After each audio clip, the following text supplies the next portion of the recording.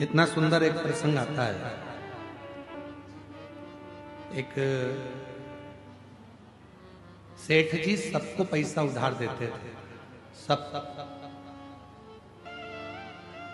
सेठ जी सबको पैसा उधार देते थे, सबको।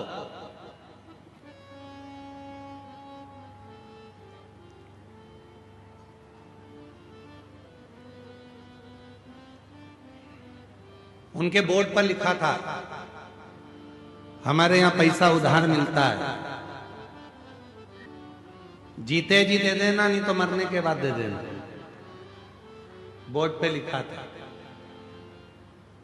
और गिदम में भी कोई हो ऐसा तो जरूर पक बता देना। एक सेठ जी के दरवाजे पर लिखा था, हमारे यहां पैसा उधार मिलता है, जीते जी दे दो, नहीं तो मरने के बाद दे देना। दो तीन चोरों ने विचार करा कि यार सेठ जी के पास बहुत पैसा है, बहुत पैसा। एक काम करते हैं कि ये सबको उधार देता है, कौन उधार मांगे। एक काम करते हैं, आज इसकी तिजोरी का पूरा माल निपटा जाता है, सब चुरा लेते हैं। जब इतना पैसा है और सबको उधार देता है तो सब चुरा लेते हैं, सारा के साथ। ठीक ठीक।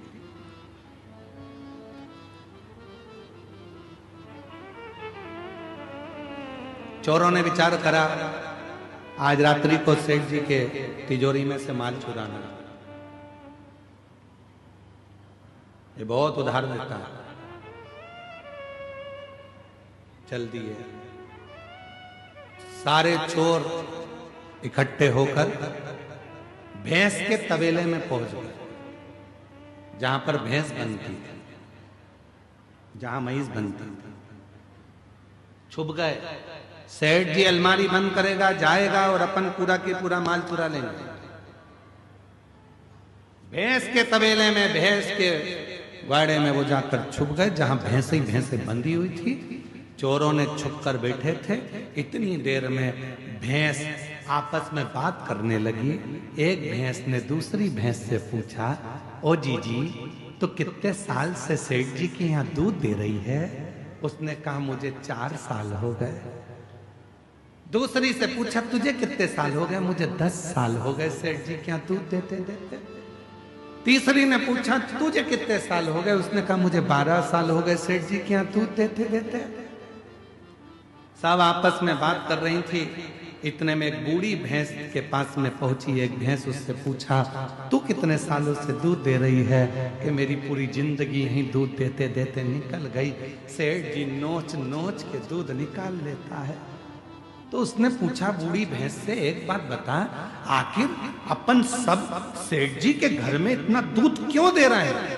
कि सेठ बहुत समझदार है, उसने दरवाजे पर लिख कर रखा है, उधार लिया है, जीते जी दे दो, नहीं तो मरने के बाद देना।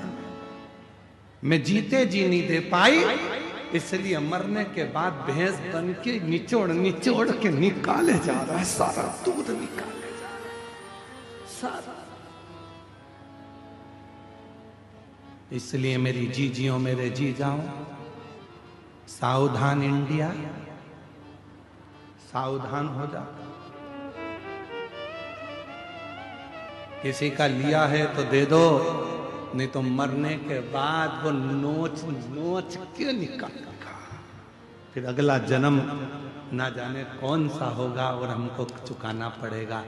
भगवान की कृपा है जो अच्छे कुल में जन्म लिया, भगवान की कृपा है अच्छे घर में जन्म लिया, भगवान की कृपा है अच्छी पत्नी, अच्छे बच्चे मिले, भगवान की कृपा है जो 2 रोटी खाने को मिली, भगवान की कृपा है जो पूरा शरीर अच्छा दिया, और भगवान की कृपा है जो कहीं अच्छे लोगों से मिला दिया, ये उसकी कृपा है। इसलिए प्रयास करो कि अच्छा कर्म कर कर जाना, बुरा कर्म कर कर उसके सामने पहुंचो तो मुख दिखा सको, मुख दिखा सको।